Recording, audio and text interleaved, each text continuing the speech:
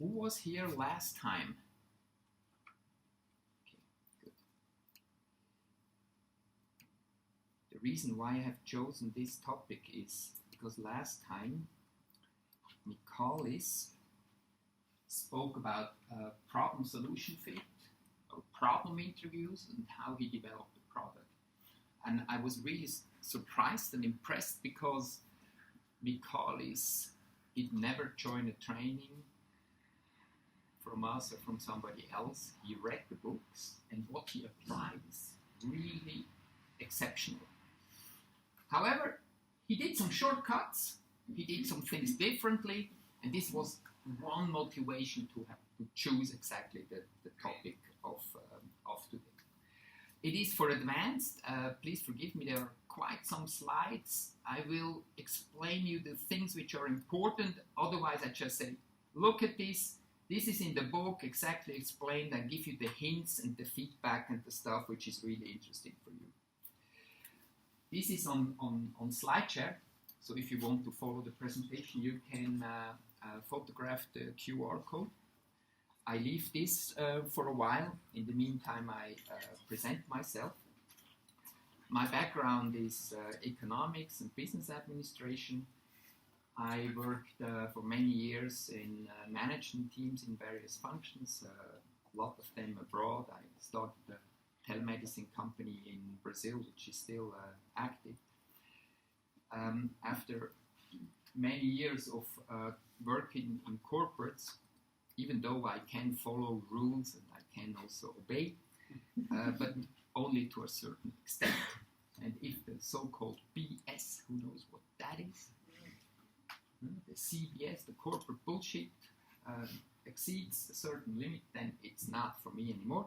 So I tried several startups. I failed 3-4 times, and only the fourth was successful enough to be sold. Are you done with this? Okay. I'm also a partner in Pragmatic Solutions. This is a company which is doing training, consulting, and the reason why I invested in this company is because I always encountered the same issues and the same challenges. And I cannot do everything by myself, so I thought I can team up. And I'm a community builder. Before I was building up the Agile and Scrum community in Switzerland called the Lean Agile Scrum Breakfasts. By the way, who does know Scrum Breakfasts in Switzerland? Existing since 2007. It's very fascinating for me that these groups are still so separate. Where is Stefan? Stefan is one of the people who knows both, is interested in both, has an agile background, and it's fascinating that these groups are still a little bit separate. So as I said, the lean investor makes lots of little bets, expect most to fail. What we forget is everybody talks about the Silicon Valley and its fantastic progress and the fantastic companies coming out. The reality is most of these companies, also in the Silicon Valley, they failed. They have figureheads like Google, of which we dream of in Switzerland, in Europe as well. However, only about 1 of a million becomes a Google. Only about 1% is actually funded, but there are thousands who give up before. So this is okay. I just want to know, because here in Switzerland, this is often the startup myth, and it's sexy and it's great and fantastic. Yeah, that's true, but there is a lot of the other side too. There's a lot of failure, there's a lot of stuff that doesn't work, and you have to be this person who can sustain this, because it's not like the myth. Often, when you have a successful startup, the journalists, even the startups, they re-engineer their story, so it sounds really exciting, but it's a lot of hard work. And this is not, I have to do a disclaimer. What if you do lean startup? You can just improve the success rate, but you cannot become successful by definition because you are smart, you're doing so. Today I will talk about problem-solution fit. The main reason why startups fail is because they build the wrong product. And it's true again and again. The second failure is that they do a premature scaling. They think they have something, they're in love with something, they build it, and they come to us and say, give me 1 million or better 2 or 3, and then we want to market it. We have a fantastic product, but we just need some salespeople and some TV ads and Google ads and whatever you like. And then we bombard the world with our product. And this is the biggest problem, and that's why I'm talking about problem-solution fit today, because most of the time the startup is set on the wrong track from the beginning, and then they cannot get off again. Who is here from a corporate? Who works in corporate? Okay, good. This is also applicable for the corporate world. About 80% is the same. The main difference is the startups have no money, but they have a lot of good mindset. They are very flexible. They are very enthusiastic, but they have no resources. With the corporate world, it's the opposite. They have lots of resources, they have lots of processes, but they have paralyzing structure, which kills them. So GE adopted this, and their goal is to do product development half the time, half the cost. In Switzerland, there is now also a company, I don't know if you have read about Georg Fischer. They presented the half-year results about 3 weeks ago, and they said, we have now something how we can do prototypes very quickly. And they send now all their teams in these kinds of trainings. They do a little bit something else. They call it, it's more the design thinking. So it's applicable for both. That I don't have to go into detail. It's what you discussed. I will talk mainly about these 4 quadrants and about this. So, problem-solution fit. With the problem-solution fit, we see what we are covering. It's the red stuff. The whole thing is from Steve Blank, and it's to find and to see the right fit to prove value. With the canvas, you're doing like the business model creation, and with what we are showing, you do the business model validation. You go through various steps, and we are focusing on this. Only on this. And the value assumption there is to test whether a product or service really delivers value to specific customers once using it. And the problem-solution fit is then you validate it with an MVP or with a prototype. What that is, I will get to it later. And prospects that a specific solution will solve a known problem to such a degree that the customer will buy it. That's a definition from Brian Cooper, also one of the key figures in this. And then I have to answer the question, is the identified problem real? Because often startup entrepreneurs, they're in love with their product. And then they have like pink glasses on, and they see everywhere applications for their product, which only they see. Will the target customer pay? Can the problem be solved? This is often a technical feasibility. In my experience, is 10% of the cases fail because of this, but that's not the problem, that this cannot be built.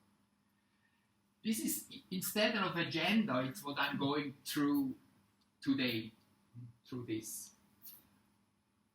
Before we get to this, what I see often, even the startups which are not falling in love, that's the worst thing. You fall in love, 3-4 people are falling in love. Sometimes they say, it's a beer idea. We were in a restaurant, we drank some beers, and then they do it.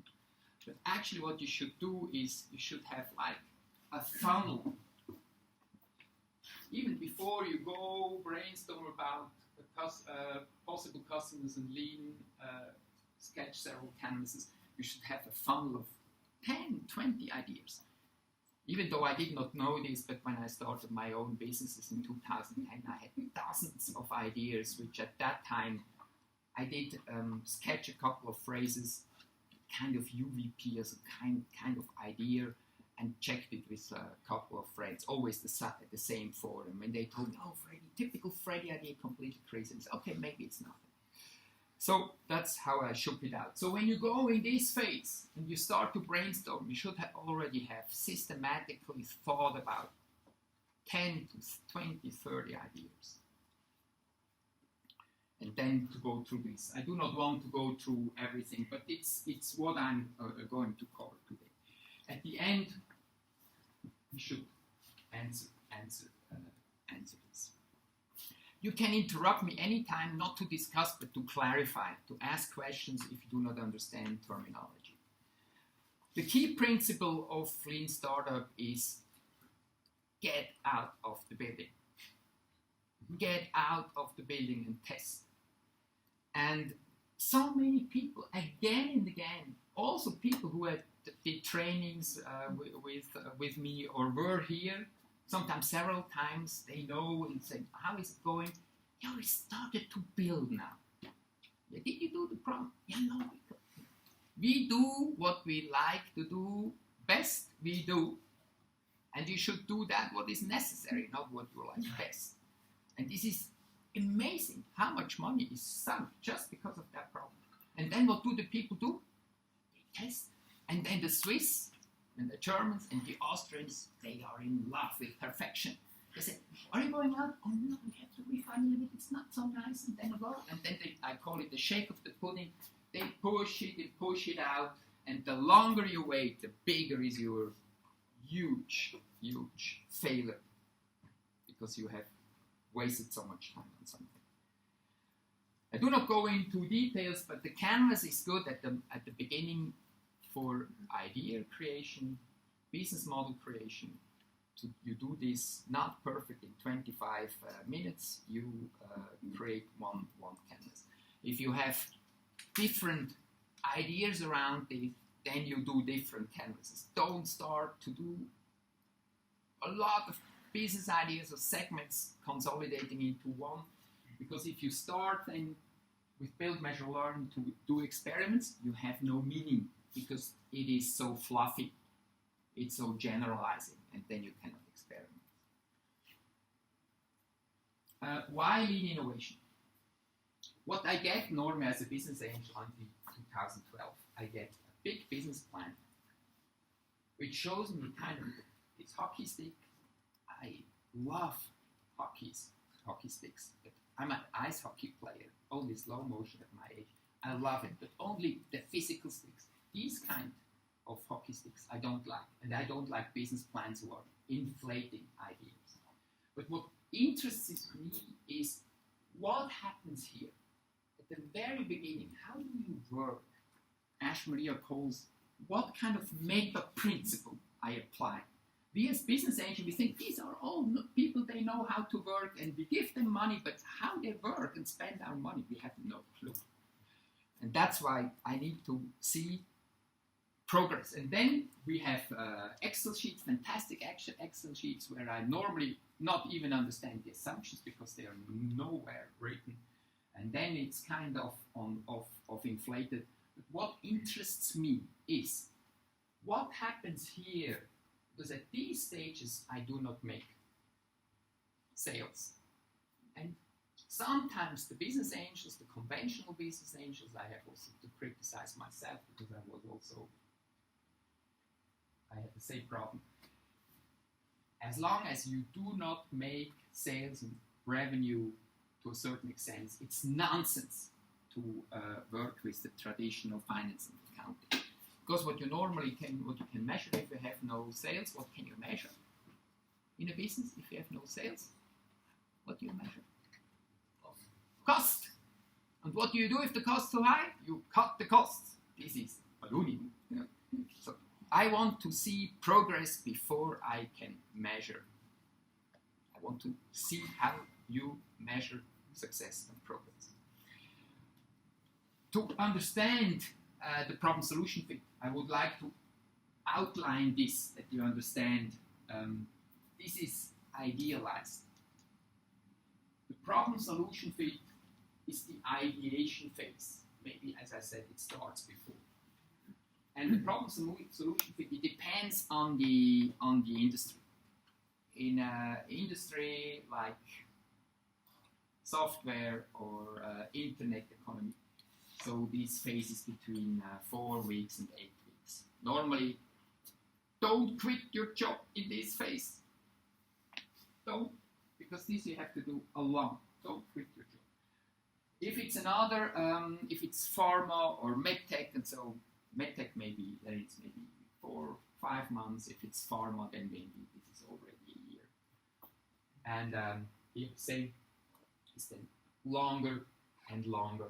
So Ash Maria says you should calculate about 36 months, not longer, and you should have milestones of about 3 months. And for problem-solution fit, you should have something like 40 customers, and then product market fit about 400 customers and 4,000 customers. I get into this why this is. This is actually the 10x product launch. This is a back of the envelope rationale to calculate up and then to put the price to this and then to see if the market segment is big enough. That you can do in a very early phase. The 10x product launch in a different description. If you have 10 customers, you have prospects and users. So you should calculate your relationship. How many prospects do you need to get a customer? So when I say I have 40 customers, then I need behind I have maybe 400 or 4,000 users. And then I calculate up times 10, times 10, times 10. And then I look, is my business big enough? And lots of businesses can be stopped here because it's too big or too small. And if it's too small, then I can also divide it by 10. So you can play with this 10x product launch. And this leads me to actually the first part of the canvas. You can do this before or after. First, maybe you have to define your customer segment, and then you do after. I wanted to introduce the concept. You can maybe also only do it here if you do the revenue streams, but you should do it fairly early. 10x product launch. Now I go into the customer segments, and now we have to break the tradition. The classic customer segmentation is what? Who does know? Who is doing market research? You start to segment people according to their age, demographics, age, education, yeah, exactly, how many kids, what their income is, and so on, and that's how we did, and that was very successful. But today with hybrid customers,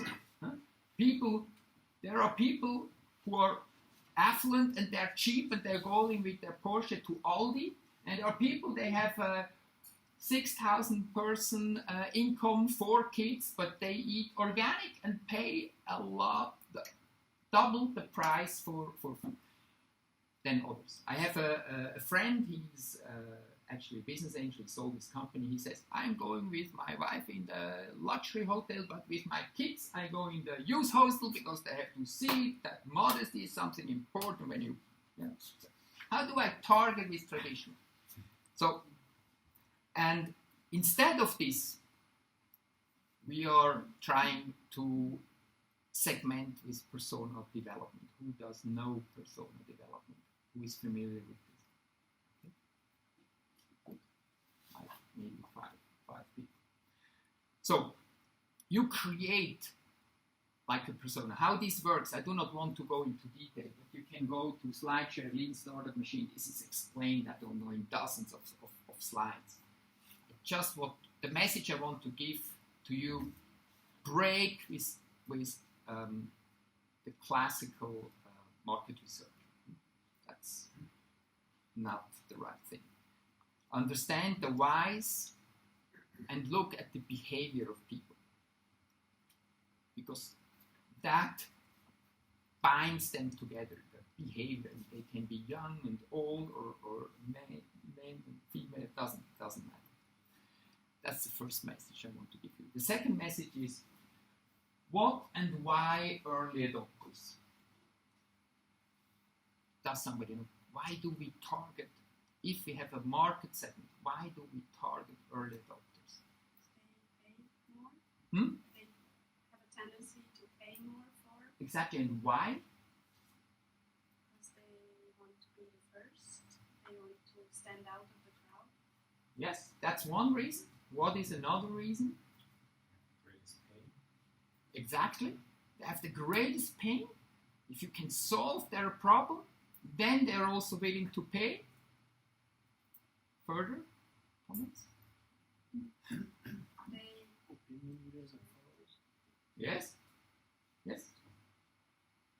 Willing to take the risk of an Yeah. on-prem solution. Exactly. And they are happy with a product which is not 100% finished.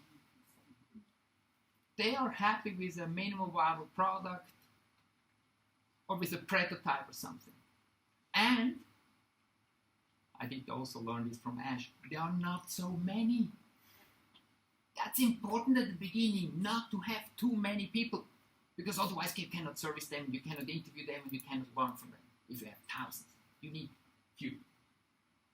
And then that's the difficult thing if you have these early adopters. How do they cross? That's why it's called the chasm, die Schlucht auf Deutsch, the canyon, and how to get here.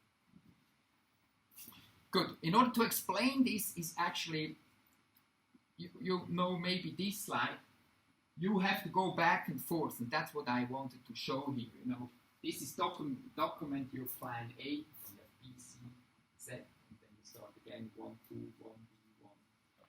So this is the model creation, and then you identify the riskiest parts, and then you test and systematically de-risk your business model, and this you call the business model validation. The creation and then the validation. And it's the going back and forth. And this mechanism I would like to explain you. This is often when people are doing shortcuts. And also Michaelis did some kind of shortcuts here. That's why I would like to focus today on this.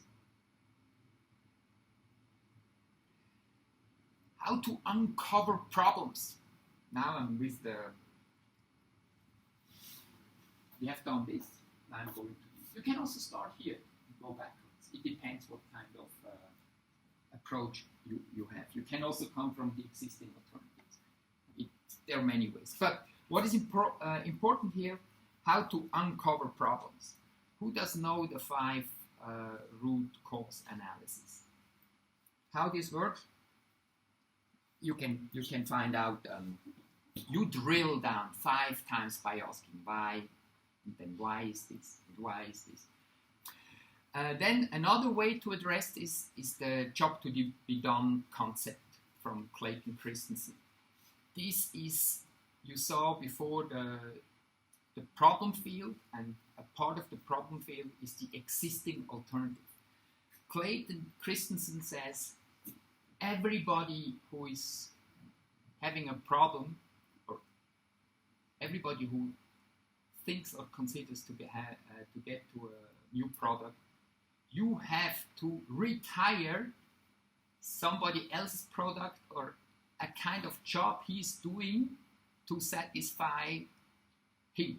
You know, so you said before somebody is doing a kind of job, and the early adopter you address a pain, and so far he did maybe circumpass, or he had some other solution to work with this, and you come then from this side. So this is the job to be done concept. these are, let's say, my or our two recommendations to uncover problems. And you have to do this systematically and not just jump into it. And to do this, just to come up with, in the problem field, you come up with the 3 top problems, and you find out with this. I go only quickly through this because this you have then to test.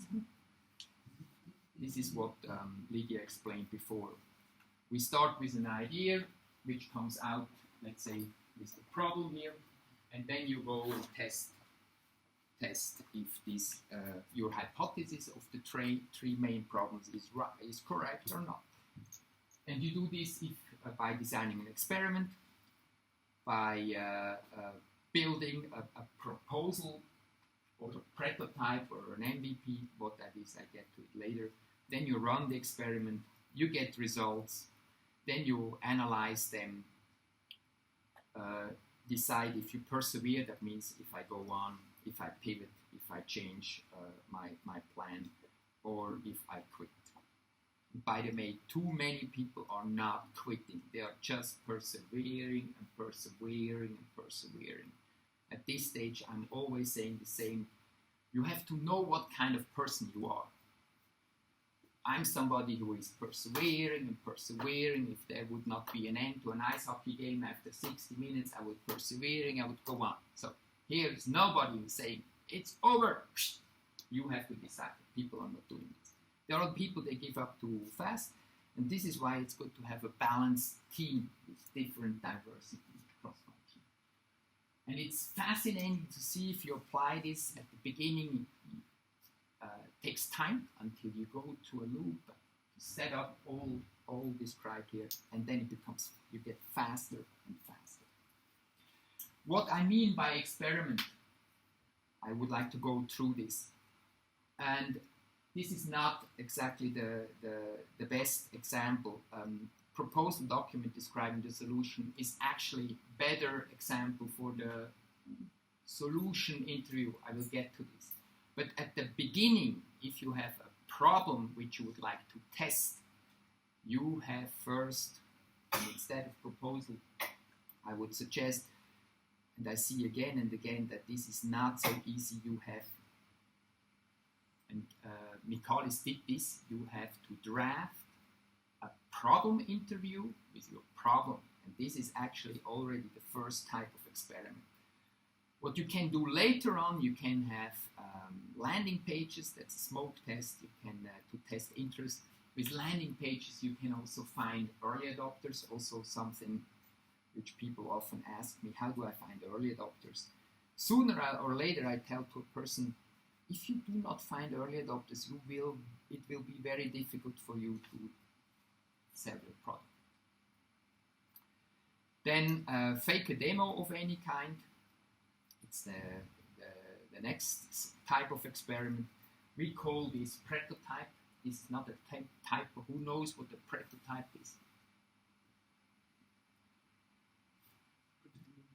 Pretending prototype. So these are earlier stages. I will get to this later. Then also big discussion. What is an MVP? What is a prototype? MVP is later, probably can be sold often in parentheses, because the best is to have money involved. But if somebody makes with you a problem interview, he gives your time sometimes more valuable than money. So Ash and people talk in the literature about currency. They give a kind of currency, and to give your time is also currency. So you can test. There are people who say MVP is only dollars if there is a transaction. So, but there are various ways to look at it. I give you an experiment template. So I draft now out of my head. For the problem interviews is something like this. We believe that customer segment Y has the following 3 problems, and then you list them. the smallest thing we can do to prove that this experiment is successful is that if of my 5 interviews you start normally with only 5, at least 3 go with you or 4, and if not, then this is failed, this experiment. Then we will know we have succeeded when 3 or 5 agree with this. Otherwise, it doesn't matter if it's wrong, if you're proven wrong, you go on and test with more people. Maybe you adjust your target segment. I will give an example later on. I will not go to the problem interview in detail, but as I said, in the build, measure, learn feedback loop, the problem interview is an outcome, it's a part of what you have done in the build, measure, learn feedback loop is the first step to create an experiment, respectively the second to build the problem interview. And you do not imagine how many people have really difficulties to do this. And the goal is to find out, have I found a problem worth fulfilling? Welcome, set the scene. Interview, demographics, target customer. This is, you have to check if these people fit the segment which I defined before. Because if they do not fit, even if you have it in front of you, if it's not the demographic, then forget him. It will distort your experiment. And this is why I said you have to nail down the experiment and not make it broad. A lot of people have a huge canvas and they have lots of product variations in this. So nail it down, otherwise you will not get any meanings. Then describe the problem, as I said before, your hypothesis. And then customers must rank these top 3 problems. And they must rank them because you must know what is important and less important, because behind these problems are features. And we do not want to build features nobody wants. Listen to their worldview, because then you have to open up, they have to get feedback. You have to wrap up, sum up, to check if you have understanding. Get permission to follow up, because these are your first 40 customers. These are your first, maybe 100 users, and you want to convert them. And you want to follow up, because you start with saying in the beginning, we would like to do an interview with you. We are working on a product, but we do not want to do a product which nobody wants. That's why we would like to ask you a couple of questions. You would not believe how many people talk really and tell what they think. Because if you're interested in their problems, something psychologically happens. Because you take their view and they see they are meant and it's about them. If you start to sell, then they lose interest immediately and get referrals, because early adopters tend to know other people with the same pain. They know each other, these people in these segments. And with this, back from, you understand the problem, you go through 3 interviews, that's how the mechanism works, and then you say, oh, no, it's ending nowhere. You go again, you go here, okay, yeah, that gets to be something, that is ruled out, did not work, go on. And then you diminish it. You sort out the stuff which doesn't work. Then unique value proposition. I only briefly touch upon this because you need this for the solution interview. You have to give a little bit background, and I only want to discuss about the high-level concept. It's really interesting. We ask in the Start Angels network, everybody has to hand in a canvas. And the high-level concept is the field in the canvas which is not understood. For example, what list your X or Y analogy. I, as a business angel, I'm interested in, when I talk to you, in getting as soon as possible first idea of what you're going to do. And I need a kind of analogy. It's like Alien. It's like Jaw in space. That's, for example. Ash says movie. movie are often high-level concepts because they bring in the type they bring it to the bone and can briefly describe what's going on. Then I'm coming to the solution, and with this problem-solution fit, I'm getting into the second in the last part of my presentation. Your solution is not the product. A lot of people are really so focused on the solution. This is the product. A lot of people also say you start on the wrong side. You should start the canvas with this. What is the product if the solution is not the product?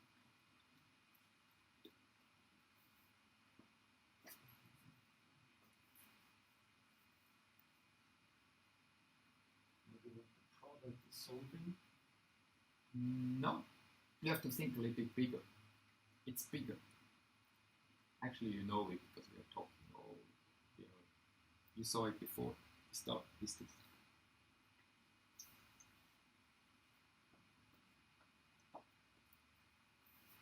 It's the business model. It's everything. The channels, a product alone doesn't help, and this is all intertwined. The solution with the segment, with the channels, and so on. That's the product, actually. The whole thing, not just the solution. And we are often focusing in, we build coding, prototyping, and sink all our business angel money into code. It's a quote of Steve Blank. Actually, Steve Blank, Eric Ries wanted to get money from Steve Blank, and he said, first you have to get to my course. And he's teaching customer development, because you're software developers, you're very dangerous people, because all our money you sink into code. And in his book, Eric Ries describes that he was the biggest problem in his company, because when they tested and brought people in to test his product, they said, I remember a woman was quoted, I kind of don't like this application. And Eric, they sent her home. Eric, he said, marketing, bring me a good customer. And that went on over weeks. And then Eric Ries said, I realized that I'm the biggest problem in this company. So, now again, I showed you this, and now we are going into the solution interviews. And proposal to describe the solution with a well-crafted solution interview. And you can read this in the book, it's very well described. This is already actually a good prototype. And I'm bringing this, and this is why I'm focused on the problem-solution. People do the shortcut. They start to build and focus the whole thing on the solution. But they cannot convey a good solution interview without selling. By the way, this is actually a good thing. Do you know what that is? No. You know what that is? First generation. Exactly. You know what it was? First generation. What was like the notes that we have now? Yeah, but what was the fake demo of any kind? What was the fake? It was a piece of wood.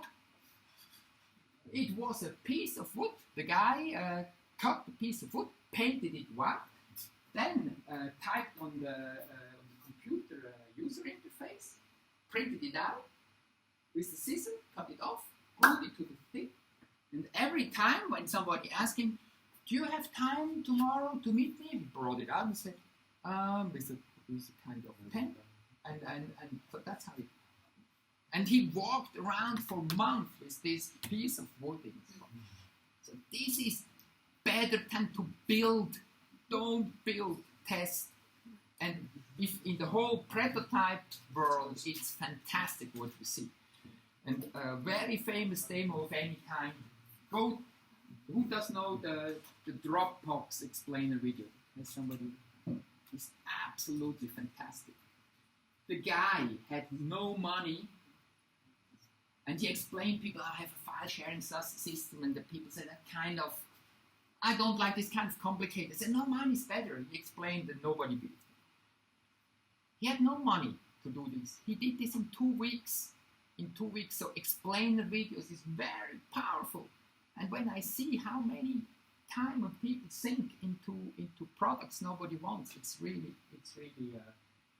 to cry for. And this is absolutely fantastic. In 2 weeks he did it without one line of code, and then this went viral within weeks, and then he got enough, and then he started to do custom interviews, and then he got very self-confident. He went to the investors, and then he got $2.5 million, and then he built Dropbox then on. So solution explainer videos for many of you is a fantastic way to save money. And I saw it again and again, and people didn't do it as a business angel. Then we have to in the evaluation we have to kill these projects. So I will not go into the detail again, but solution interview, for example, Mikalis last time, he kind of skipped the problem interview, did pretty quickly this, and he was marvelous, because the MVP for the solution interviews was, somebody remember how long he took him to do the solution? Remember? I think 1 or 2 days only. Huh? One night. Or one night, he said. You were there, exactly. Yeah, it was amazing, you know. So I think for the ones working in machine industry and mechanics and systems and so, it's not possible. But because the software is so tempting, because you can so quickly build something. Still, don't do it. Go to the solution.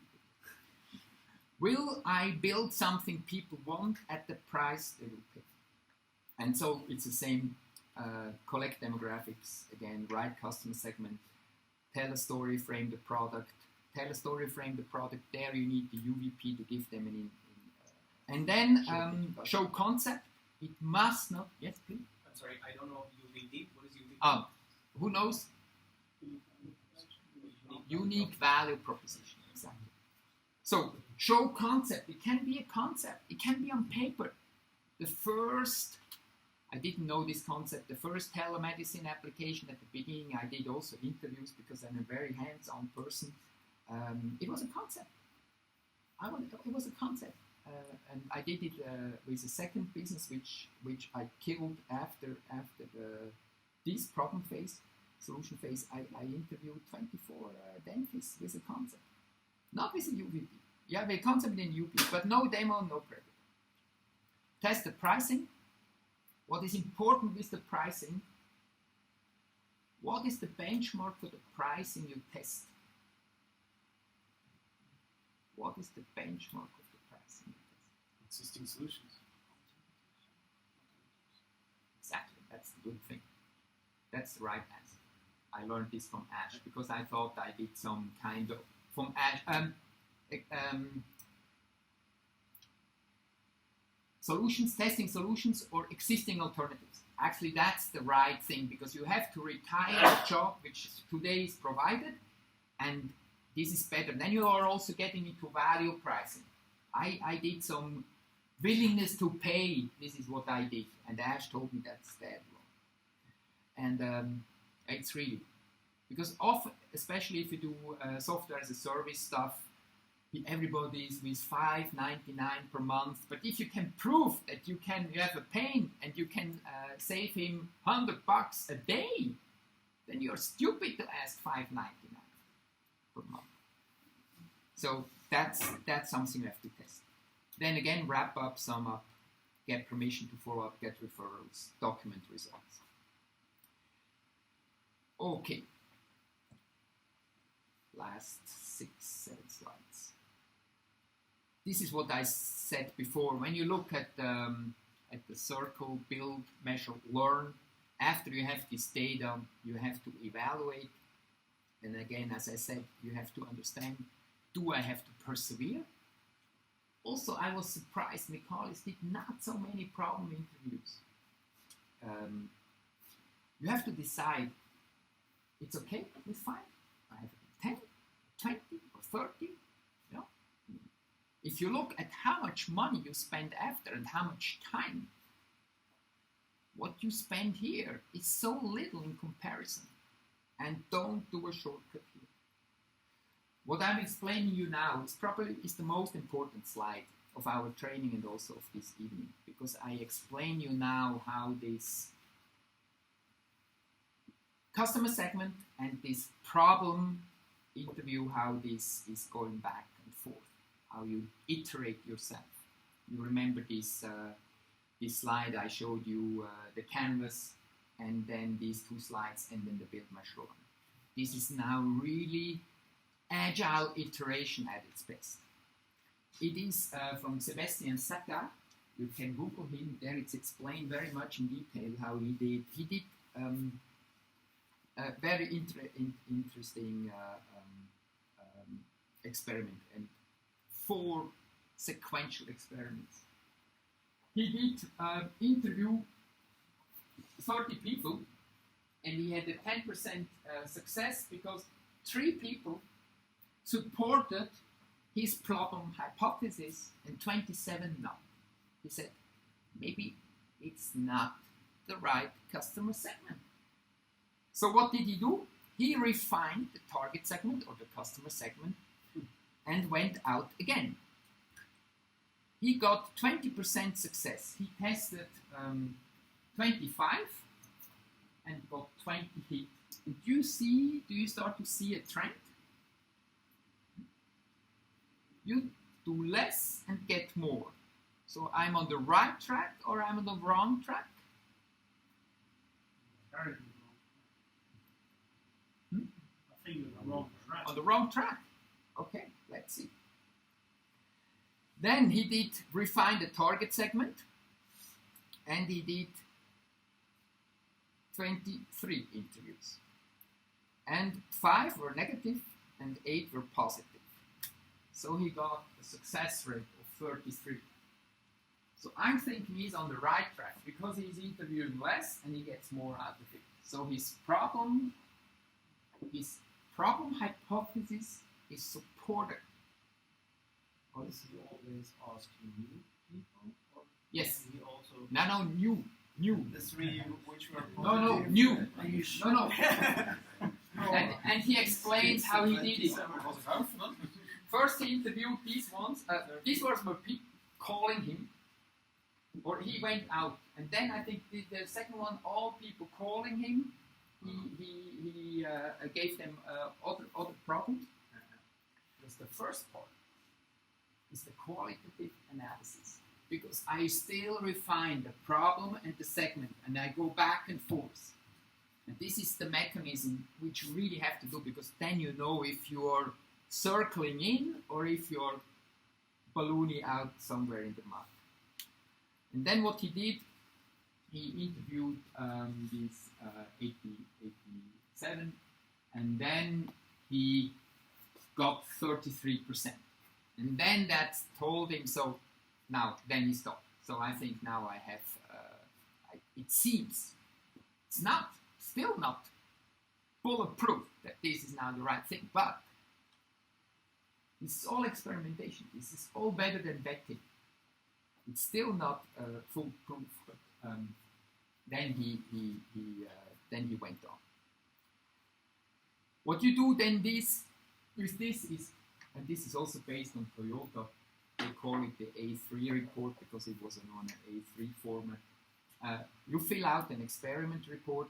I don't want to go into detail. You can explain, you can read everything in the book. But your experiment, you list out here, and then what you learn, you map here. So you have background, you have the hypothesis, you have the details, how you will set up the experiment, then the results, and then what do I learn? Do I do more? These 4 sequential experiments before you can say, I have to do more, I have to refine the target segment, and then move to next experiment. That's the mechanism. And if this is not giving you the right results, you go up, you persevere, you try more, you do more interviews, you try. But if your hypotheses are always wrong, you try and don't get anywhere, you have to do a so-called pivot. This is probably the much wrongly used word. Everybody talks now a pivot. If a startup has no money anymore, they say, we need more money for a pivot. And a pivot is something which is systematically, and it's not just like the chickens running around in the yard. You have a vision, you're approaching, and a pivot is, if you change, it's not that you run this way, you go a little bit to the left or to the right part of your avenue. This is the vision, and then you start systematically to test. And this is what I said in this diagram with the hockey stick. What happens here at the beginning? You remember? What happens at the beginning there? I want to see that process of systematically searching for the right business model.